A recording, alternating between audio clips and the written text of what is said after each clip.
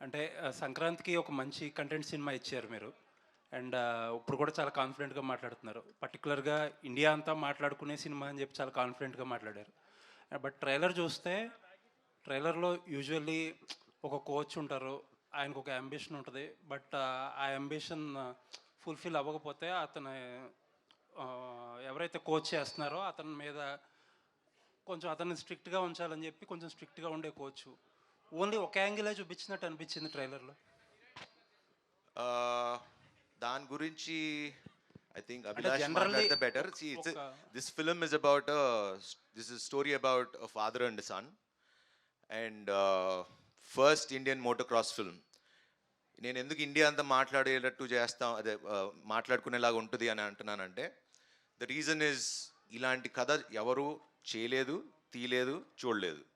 Because నేను cinema చూసి చెప్తున్నా కాబట్టి. Because the action sequences that we shot it's not an easy thing. చాలామందికి యాక్సిడెంట్స్ అయినాయి. అంటే ఆ ఫుటేజెస్ కూడా ఉన్నాయి అన్ని we'll gonna show everything in the making. But it's not an easy film. And మన తెలుగు కుర్రోడు అభిలాష్ గారు తీశారని గర్వంగా ఇండియా మొత్తం చెప్పుకునేలా ఉంటుంది. హాలీవుడ్‌లో హాలీవుడ్‌లో రీసెంట్‌గా ఎఫ్1 అని ఒక మూవీ వచ్చింది. It's about F1 racing but మీది మోటార్ రేసింగ్. బట్ ఎఫ్1లో ఏంటంటే చాలా కాంప్లెక్స్ గేమ్ రూల్స్ అన్నీ అందరికీ తెలియకపోయినా సరే చాలా ఈజీగా అర్థమయ్యేటట్టుగా డైరెక్టర్ చాలా నీట్‌గా హ్యాండిల్ చేసి అక్కడక్కడ సటిల్ ఎమోషన్స్ అయన్నీ డీల్ చేశారు. అండ్ ఆన్ దట్ నోట్ ఆ ఎక్స్‌పెక్టేషన్సే ఉంటాయి. ఒక స్పోర్ట్స్ డ్రామా వస్తుంది కాబట్టి.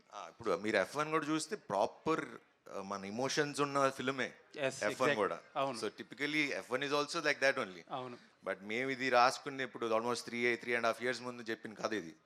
అండ్ మీరు ఖచ్చితంగా మీకు స్పోర్ట్ అర్థం కాకపోయినా అది క్లియర్గా మీకు అర్థమయ్యేలాగా తీసాడు మన అభి. సో దాంట్లో ఎటువంటి డౌట్ లేదు. ఆల్ ది బెస్ట్ అండి. Looking forward for another success. Thank you.